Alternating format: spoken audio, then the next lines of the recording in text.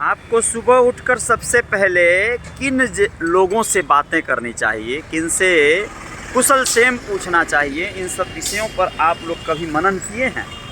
कभी आप लोग सोच कर देखिएगा कि आप अपने किसी दोस्त से, अपने किसी साथी से अगर आप कोई भी कार्य यानी कि पार्टी देना हो, दावत देना हो, कुछ जलपान कराना हो उसे, और आप चाहते हैं कि वो बताए कि उसे क्या खाना है, तो हो न हो वो ना भी कह सकता है। वो कह सकता है कि कोई आवश्यकता नहीं है, कोई बात नहीं है, कोई आवश्यकता, कोई ज़रूरत नहीं है।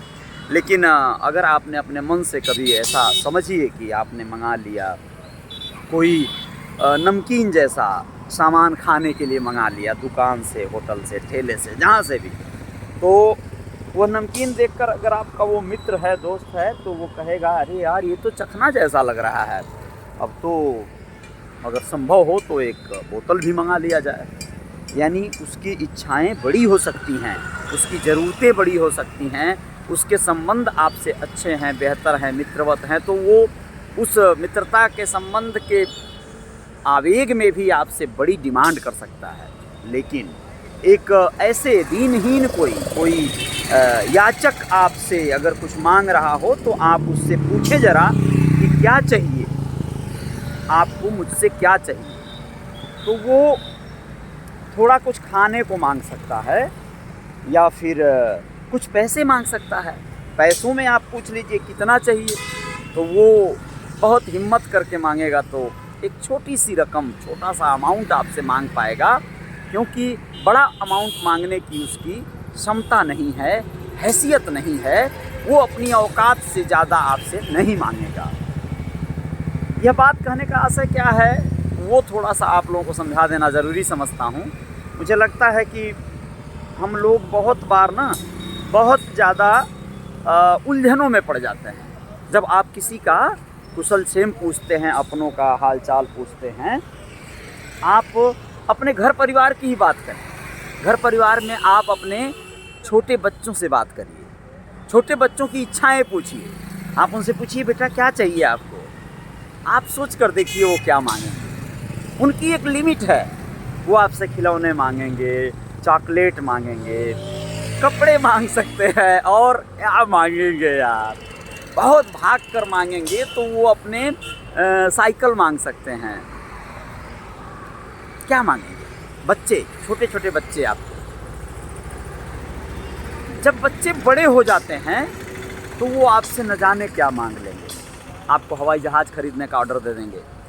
आपकी पत्नी, आपके परिजन और भी कई लोग, वो लोग आपसे क्या क्या मांग सकते हैं उसकी लिमिट नहीं है, क्योंकि उनकी डिमांड बड़ी हो गई है, उनकी इच्छाएं बड़ी हो गई है, विकराल हो गई हैं।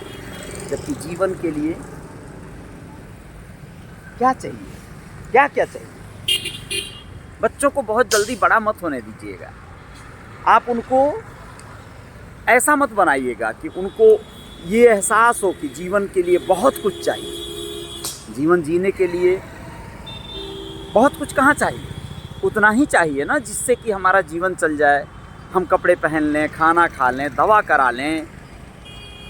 क्यों बहुत बड़ी इच्छाएं पाल लेते हैं लोग, क्यों बहुत बड़े अनंत जो है मतलब विकराल जो है एक रूप बना लेते हैं लोग, भव्य इमारतें चाहिए। क्या इतने बड़े घर में ही रहा जा सकता है जो ये सामने बिल्डिंग दिख रही है?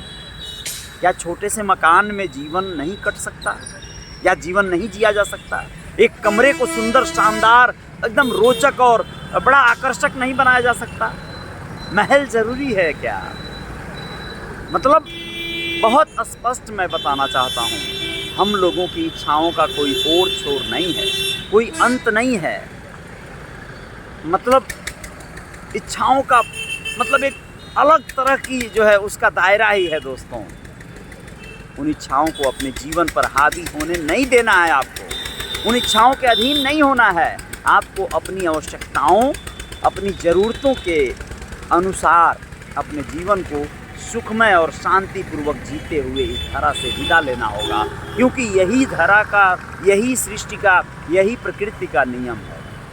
अगर आप इच्छाओं के बहाव में आके अपनी तमाम आकांक्षाओं को प्रबल बनाकर अगर आप सोचेंगे कि मैं बहुत बड़ा एसेट खड़ा कर दूं, बहुत बड़ी संपत्ति और जायदाद बना दूं और फिर मैं अपनों को प्रसन्न कर दूं। जितना बनाते जाएंगे अपने, उतना ही और आशान्वित होते जाएंगे आपसे, और ज़्यादा बड़ा रूप होता जाएगा उनकी इच्छाओं का।